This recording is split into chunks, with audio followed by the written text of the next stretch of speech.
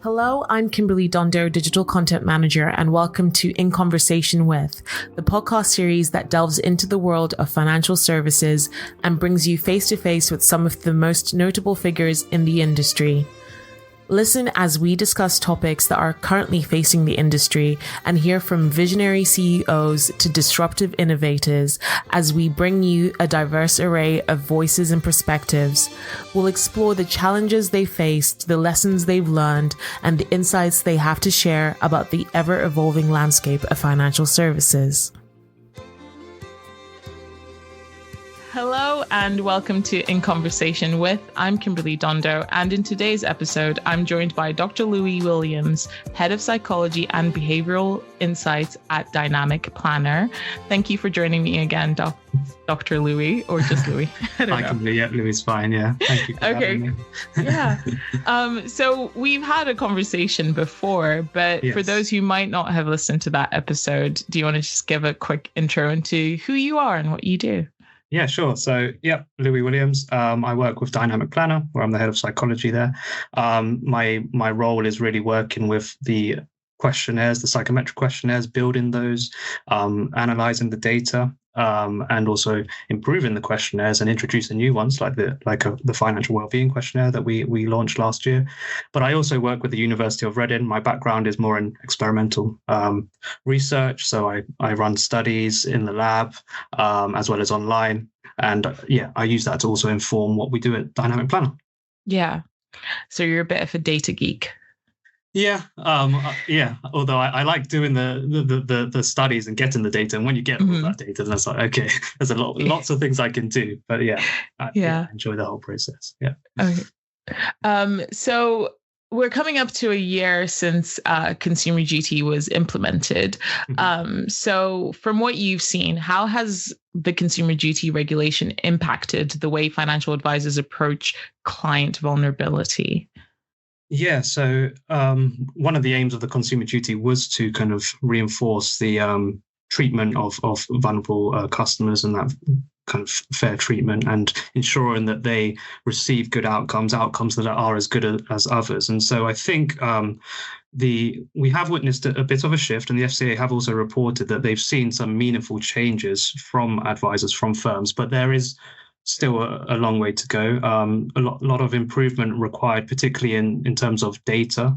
So whether that's recording clients in terms of their vulnerabilities, the types of vulnerability characteristics they may have, or even missing data. And obviously there's some issues here sometimes with technology and integrating data, and so you find advisors sometimes have to ask the same questions multiple times, and then there can be inconsistencies in the data, and that can obviously also be a bit annoying and overwhelming for clients who have to maybe respond to the same questions over and over again. But personally, I have seen a bit of a change in people's views in their kind of interest in the area, both vulnerability and financial well-being, which is kind of slightly different. So understanding the clients, but also trying to increase kind of their levels of well-being and their confidence.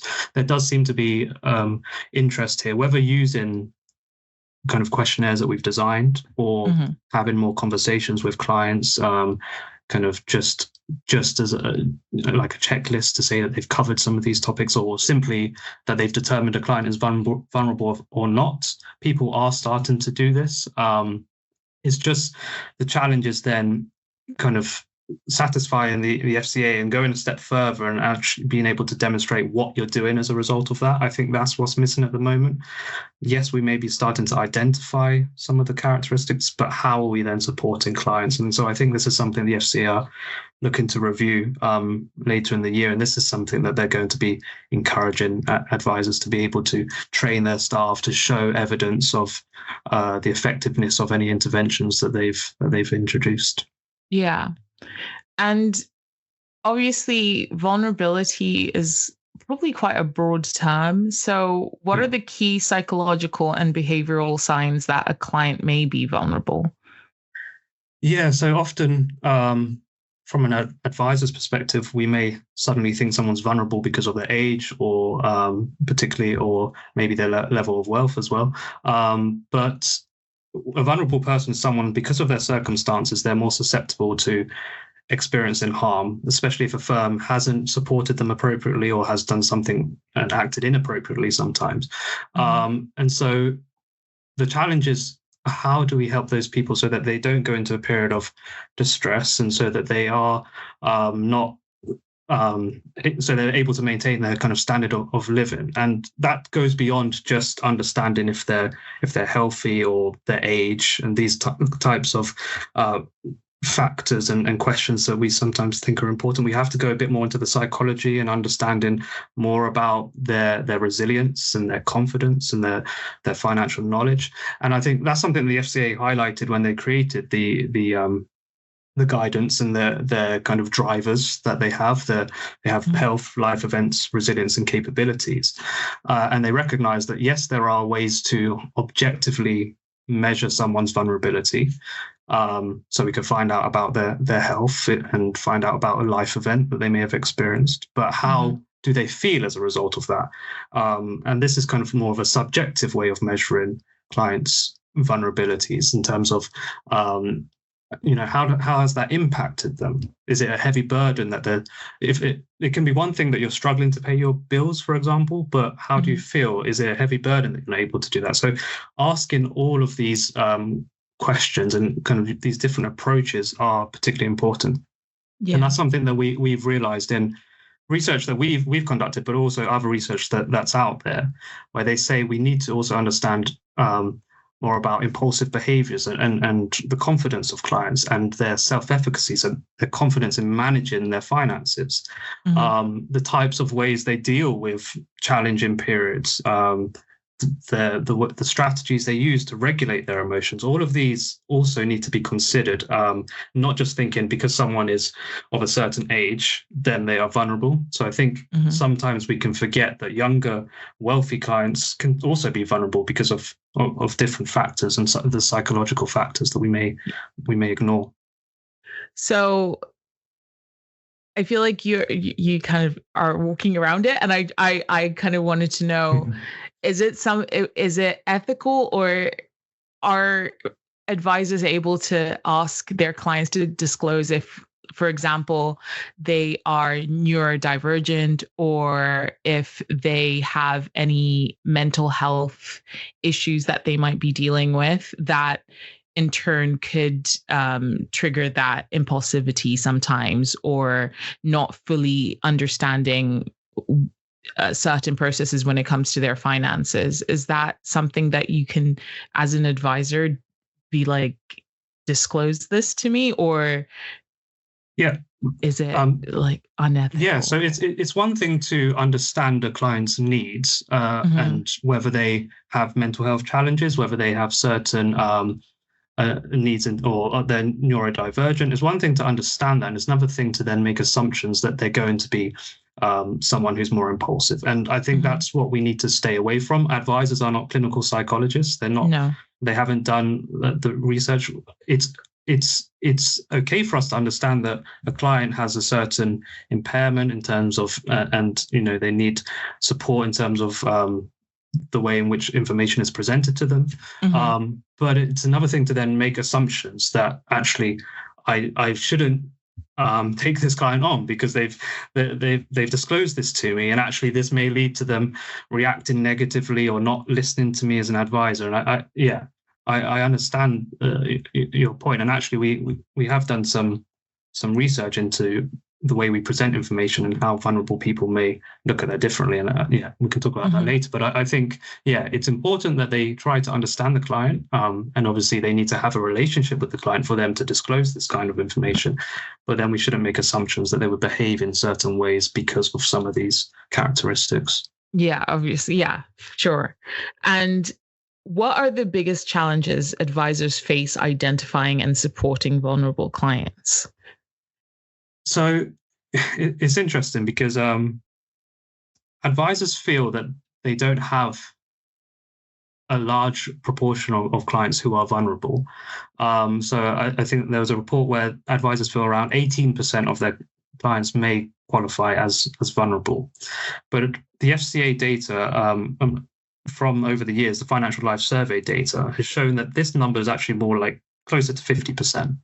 So it's interesting to see that there's this divide, this gap in that proportion. But I understand both sides of both perspectives, because from an advisor's perspective, advised clients can be different to the general public that have taken part in some of these Financial Life Survey studies in terms of, yes, they might have certain health conditions and experience life events, but actually in terms of their resilience and their capabilities, they may not be as vulnerable as those who've taken part in the Financial Life Survey.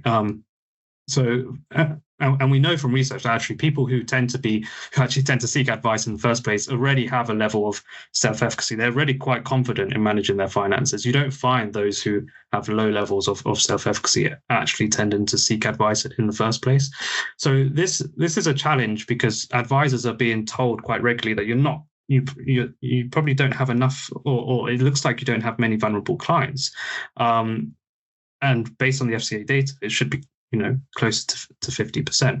So we did some analysis on this, and we wanted to see, when we look at advised clients and we look at those who took part in the Financial Life Survey, what's the proportion of people who are coming out as vulnerable, or who are coming out on some of the similar questions that we have in our questionnaire and the Financial Life Survey. And so one of those questions, for example, we found that around 70% of people didn't feel that it was a burden to keep up with their bills from the advised community. But that was 70%, but that was only around 40% who didn't feel it was a burden from the Financial Life Survey. And that's the exact same question that we used. And so, a challenge is that for advisors, that they might feel that there should be this higher proportion of clients who are vulnerable, but actually it may not be the case.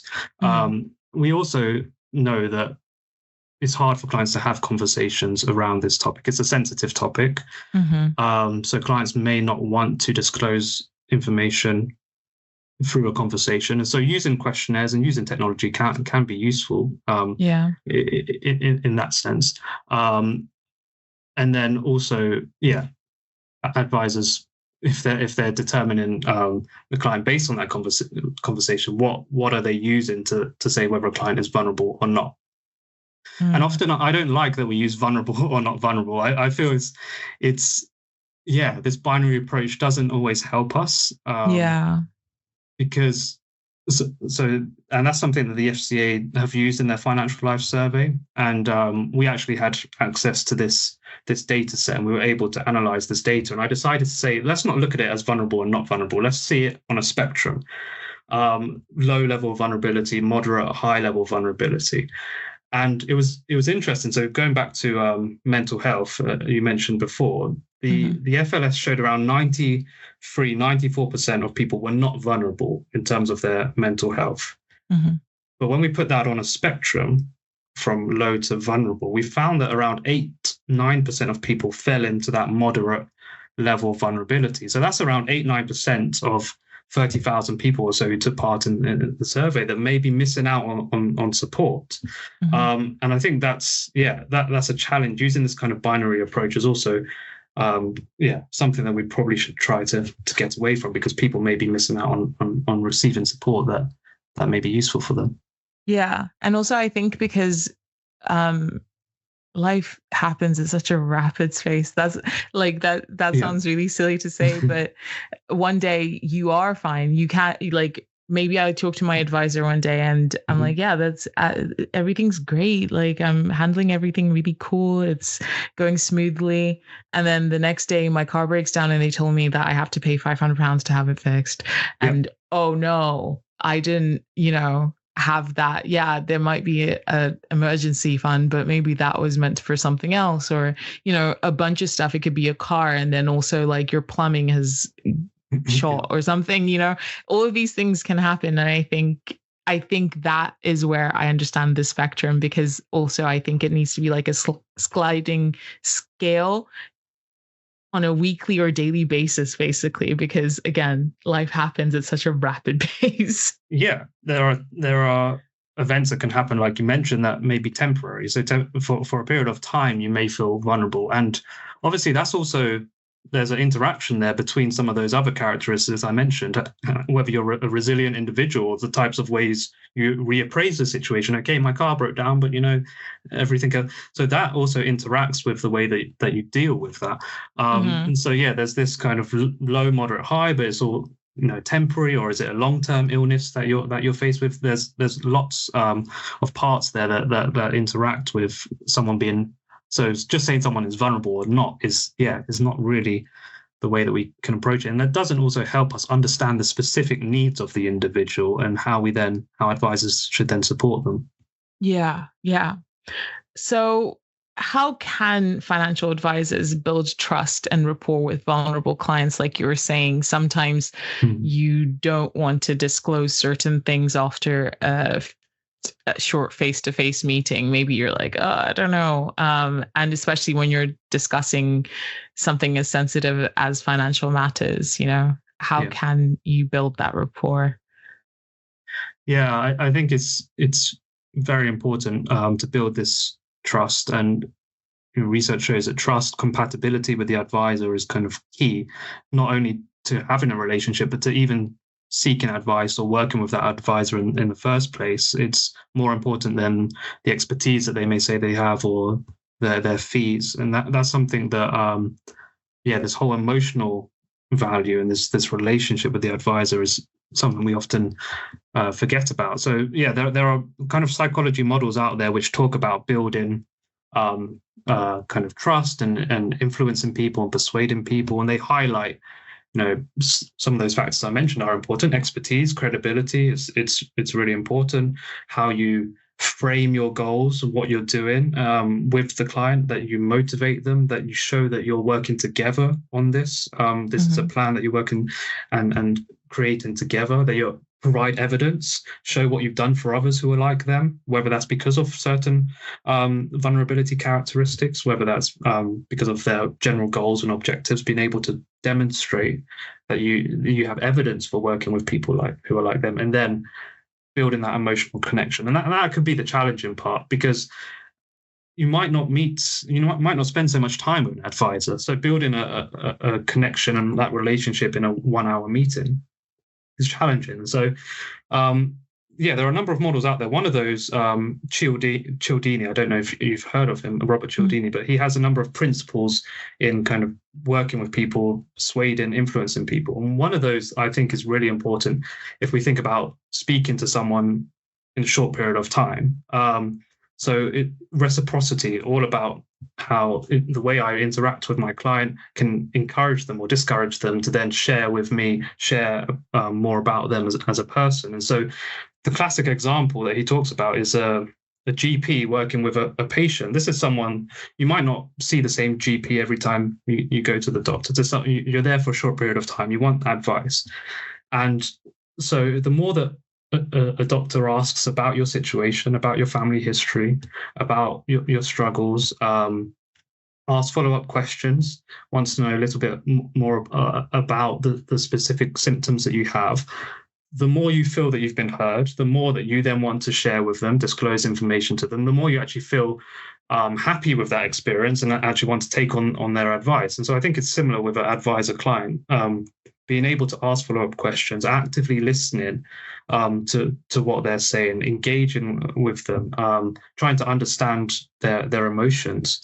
All of this helps to build that relationship and encourage them to share more about some of these sensitive topics that we mentioned.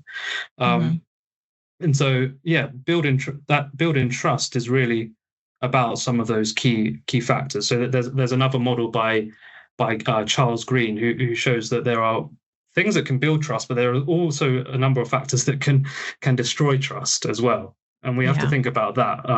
What are we doing to actually prevent a client from trusting us or from disclosing that information? Not only things that we need to do to encourage them. And so, they talk about in their model credibility, as I mentioned, reliability of the advisor, being dependable, or available, the intimacy, that relationship. But they say that actually all of that is great, it builds trust. But if you are self-orientated, if you focus on your advice firm, your rewards, your achievements, what you can do, then that's going to destroy that trust, and people are going to be less inclined to want to work with you and disclose information. So there's a few models out there on trust and influence, but so some of those could be useful thinking about the client advisor relationship. Yeah, I wonder if there's anything that you've looked at that talks about like judgment, because I think for me my biggest thing would be like, I don't want you to judge me for some of the financial decisions I may have made, or to speak to me in a way that's like to like talk down to me or make me feel like a kid. I hate it when people make me feel less intelligent than I am. So I can imagine that would be a trigger for other people as well. Yeah, and people want to, an advisor is seen as someone who's in a kind of authoritative position, and people want to come across as they understand everything. And so sometimes they actually wouldn't want to show any level of vulnerability. And we see some of that data as well. So the FCA asked in their Financial Life survey for people to actually disclose themselves, whether they're vulnerable or not. So not using an assessment. And only 14% of people actually said they were vulnerable. And of the people who actually were deemed to be vulnerable based on the assessment, 76% said that they weren't vulnerable. And so that shows that people either they don't want to say that they're vulnerable, or say that they have low financial knowledge or low confidence, or they also may not be aware that they are vulnerable, because we're thinking about many factors that they may not take into consideration. They might just be focused on their health and say they're not vulnerable, but we're also thinking about their mathematical skills and their language ability. So there's that. But that social effect of working with the advisor and thinking you need to come across in a certain way can also affect whether they actually disclose if they're vulnerable or not. It's really difficult. I think being a financial advisor is such a difficult job, because you're not just kind of giving people advice and guidance in terms of their finances, but I think you're also almost becoming a counselor to these people and having to build that relationship. And I think when it comes to, obviously as a psychologist, you would know how to build that relationship and be able to cultivate it. But obviously that's not a part of the training when it comes to being a financial advisor. So I wonder if that might be, something that's considered in later years. Yeah, and I mean, I know firms are starting to work more with professionals, and this is something that I want to see happen more: work with professionals, whether it's psychologists who can help in the way that they communicate with people, whether it's more about understanding mental health challenges and well-being, because there are lots of experts out there. There's lots of research done in the academic world, and sometimes we don't work closely enough to help advisors have these relationships, and that's also why technology can be useful as well. It can sometimes take away the need for that conversation around a sensitive topic and allow the client also to feel more open to share or to answer a question if they're not someone who's comfortable at speaking directly face to face with an advisor. It can help, and there has been evidence and research showing how the differences between an online interaction and a face-to-face interaction, and the way people agree, and they're easily more able to agree on something when actually they're not necessarily face-to-face or don't even know the individual, and that can lead to kind of more conversations or disagreements. So there are, technology can also help. And you touched on kind of financial well-being, and I wanted to know more about sort of measuring financial well-being. So how does your financial well-being profiler tool work, and what are the key indications or indicators it uses to identify vulnerability? Yeah, so financial well-being is more looking at trying to increase the client's level of well-being, their confidence, their abilities, their resilience. But we developed it, and we've in a way to try to highlight their vulnerabilities for the advisors from their perspective, so that they have a record there, but also then provide some tips for the client to try to elevate their levels of financial well-being. So they ultimately go through our questionnaire, which is made up of a number of questions similar to the Financial Life Survey, but we've added in more, as I mentioned earlier, these subjective measures around resilience, self-efficacy, emotional regulation. And ultimately, a client comes out under the 4 different drivers: health, life events, resilience, capabilities, as being vulnerable from having a low level of vulnerability to a moderate to a high level of vulnerability. And so what that allows the advisor to do is have a record of that. What we don't do is then provide advice on what the advisor should do as a result of that, because what we've found through our research is that actually each firm would have a different process, different ways in which they would want to support clients dependent on their specific needs and levels of vulnerability. But something that we've introduced is that if someone simply experienced a life event, if someone was divorced over the past year or had an accident, sometimes and certain measures would assume that they are vulnerable automatically. But what we've tried to get away from is just assuming that's the case, and actually ask follow-up questions. How does that affect your day-to-day life? Does it stop you doing from the things you want to do in life? And we've used that as a measure of vulnerability. And that has a significant change on the proportion of people who come out as vulnerable. So for example, we find 40% of people have a health condition or illness, which is probably something that we may expect. But actually, when we ask them questions about how that affects their day-to-day life and their day-to-day activities, only 3% feel that they are highly vulnerable and it has a significant impact. And it's similar with life events. 30% of people have experienced a challenging life event over the last year. But again, only 3% feel that it's stopped them from doing the things they want to. And so what we've tried to do is introduce what we call these severity questions. And it goes a bit deeper than just assuming someone has a characteristic and that's it. And that's what happens in the clinical world. You speak to children, you speak to clients about their challenges, about their anxiety, about depression. When they tell you certain things, you don't just straight away assume that they need treatment, assume that they need support. You need to ask, how long has this been going on for? What does it stop you doing in school? All of these questions are important. And so, yeah, we've tried to embed that within our questionnaire, as well as I mentioned more questions around the psychological factors in terms of their resilience and capabilities. Yeah. Yeah. And I wonder if you could share any of your top 3 recommendations for financial advisors who want to better support their vulnerable clients. Yeah, I know we've kind of talked a lot about different methods, but are there any actionable steps that you can think of? Yeah. So firstly, using a reliable approach that you can use from one client to another to assess their vulnerabilities, because each client, the conversation you have, as we mentioned, may be very different. And so it's difficult to establish whether a client is vulnerable across all of these different characteristics we've been talking about, unless you have a method that you can use from one to the other. So I think it's having that type of approach, a reliable, consistent approach, which you use with every client.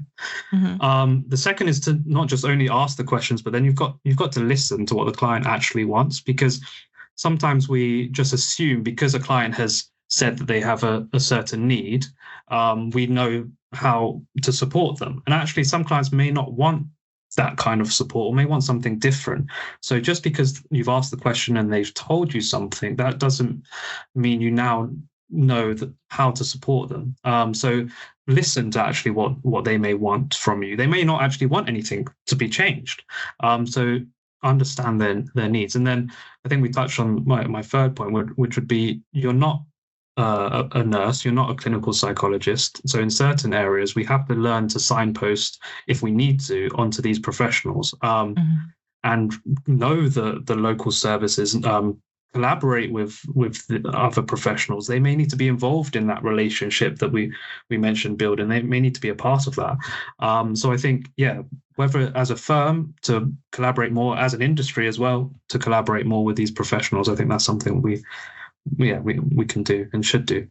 Yeah, definitely. And finally, how do you see the concept of vulnerability evolving in the financial advice landscape in the UK? I know that you talked about having a spectrum. Yeah, a spectrum. Yeah, I think that's important. Looking at vulnerability on a spectrum and thinking about, as you mentioned, things that are temporary, things that maybe something that you need to every year check in on with the client or more regularly. But yeah, from the regulator's perspective, this is something that I think over time is going to evolve, and they're going to want to know more and more about what you are doing as a result of understanding these clients' vulnerabilities. What are you putting into place? How are you training your staff to manage this? And I think data is going to become very important, being able to show the effectiveness of the support of your interventions. And I've been to recent conferences on vulnerability on financial wellbeing, and it's interesting to see that people are already going into schools. They're going in thinking about early investors who are in the earlier years, and they're trying to build their financial knowledge. They're trying to think, have these conversations at an earlier stage about their well-being more generally and their financial well-being. I think this will be really important as well, having these conversations with younger clients, with and younger advisors, about really being able to be open and have these conversations, build these relationships so that in future they will be more resilient. They will have more confidence about managing their finances. And so some of these characteristics that we're seeing a high proportion of people being vulnerable from the FLS data, we may not see that as much if we're actually intervening at an earlier age and getting people talking about these topics. It's a challenging topic to talk about, our finances with our friends, with our family members. And so I think, that's something we can also start to do more. Yeah. Well, as always, I really enjoyed this conversation, Louis. It was a really interesting deep dive. I find the psychology and behavior of people very fascinating. So I always enjoy these conversations.